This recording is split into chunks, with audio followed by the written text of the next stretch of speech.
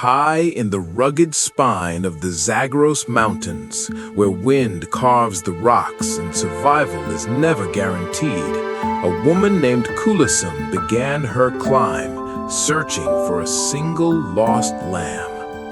What she would discover on that mountain, however, was something far more haunting than she could ever have imagined. That morning began like countless others. The sky was pale, the air dry, and the silence of the mountains was broken only by the soft clatter of daily life. Kulesum moved steadily between tasks, fetching water, organizing supplies, tending to the fragile rhythm of her household. Life here does not allow for pause. Every moment is tied to survival. As she worked, Zagros returned, riding his donkey at an unhurried pace. His silhouette appeared against the dusty horizon, familiar yet frustrating. He carried nothing. Kulesum glanced at him, her patience thinning. "Every time you ride out," she said, unable to hold back, "you come back empty-handed, not even firewood. What are you actually doing out there?" Her words were sharp, but beneath them lay exhaustion, years of carrying more than her share. Without waiting for a reply, she turned back to her work. She poured fresh water into a makeshift cage, carefully tending to a wild pheasant she had captured days earlier. The bird had escaped once that very morning.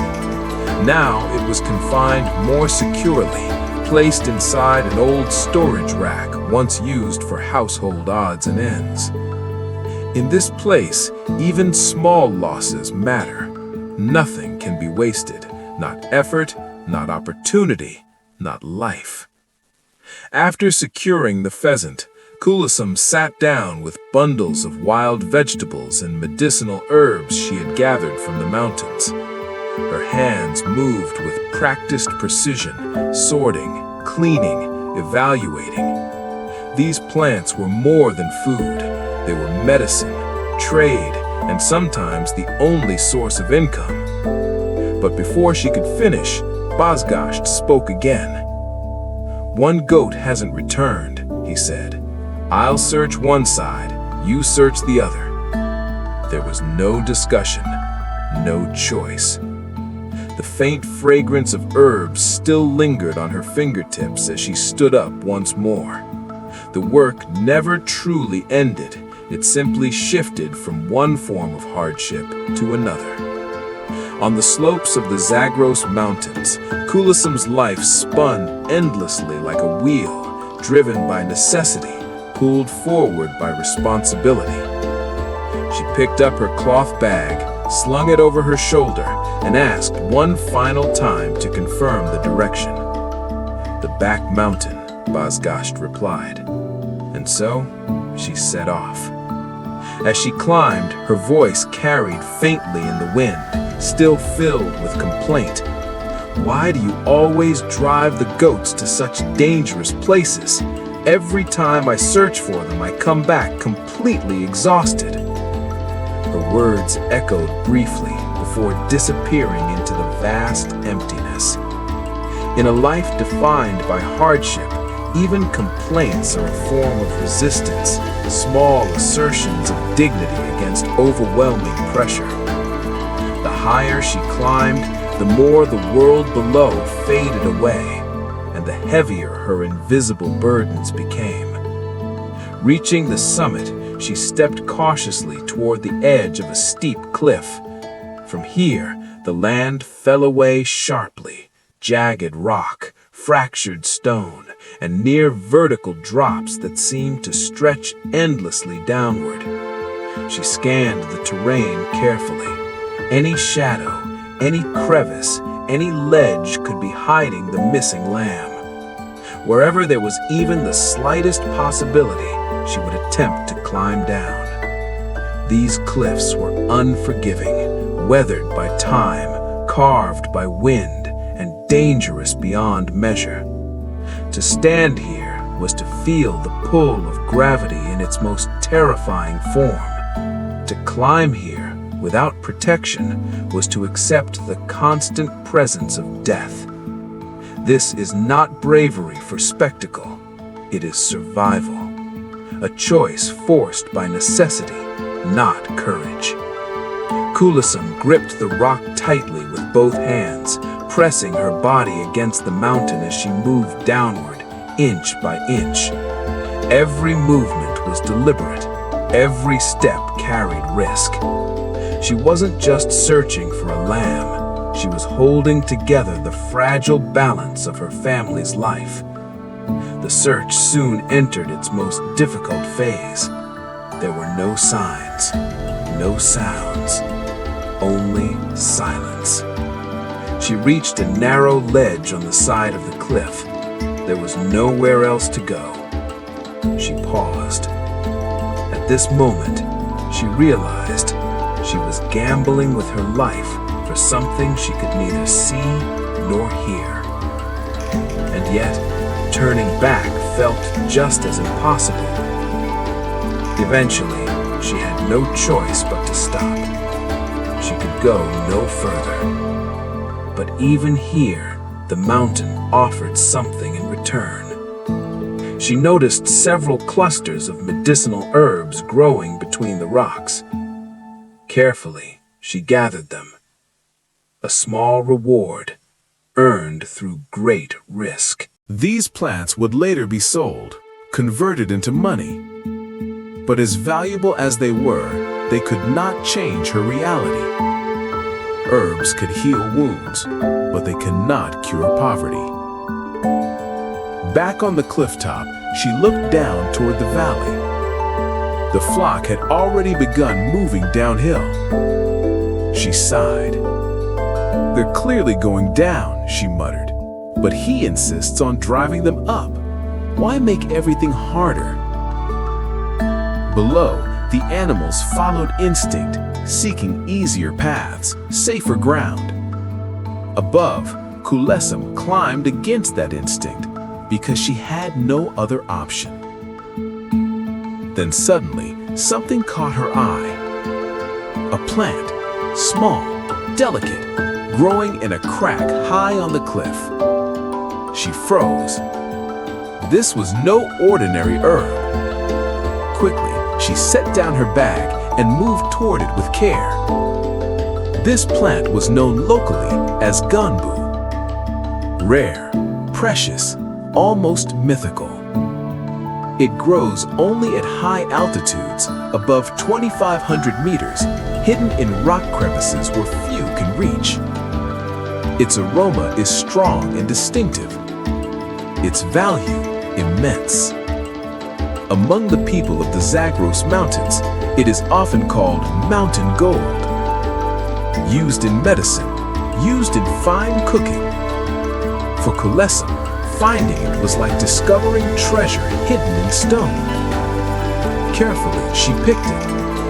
Every movement controlled, every breath measured. In that moment, she stood suspended between danger and reward.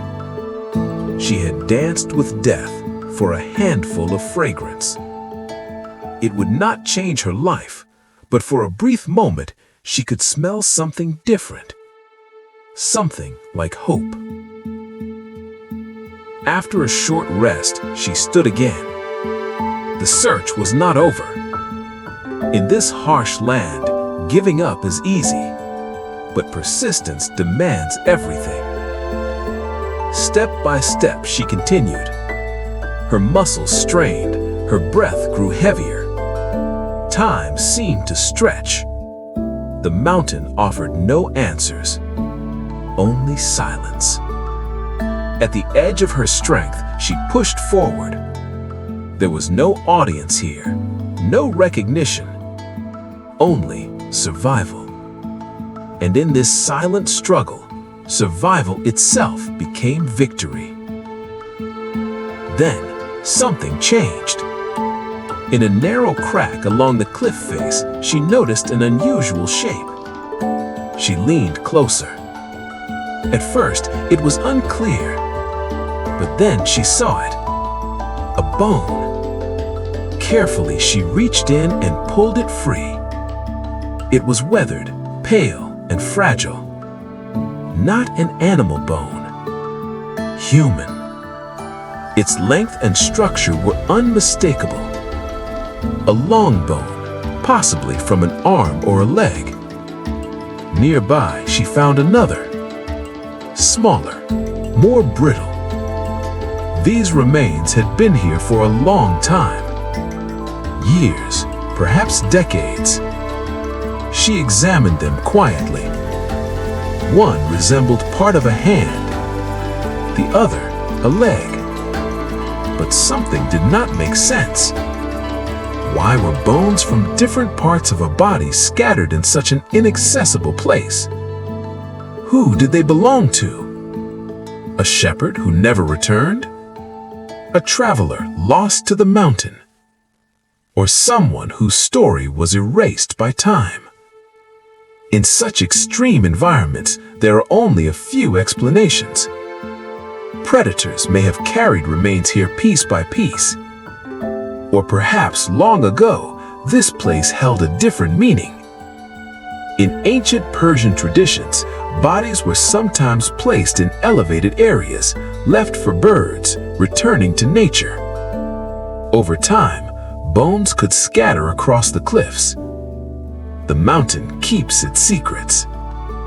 After a moment of silence, Kulesum placed the bones back where she found them. Dust to dust. She did not disturb them further. There was no time for fear. Only work remained. She stood up and continued her search. As long as there was hope, she would keep moving. Then, suddenly, a sound. Faint, almost lost in the wind.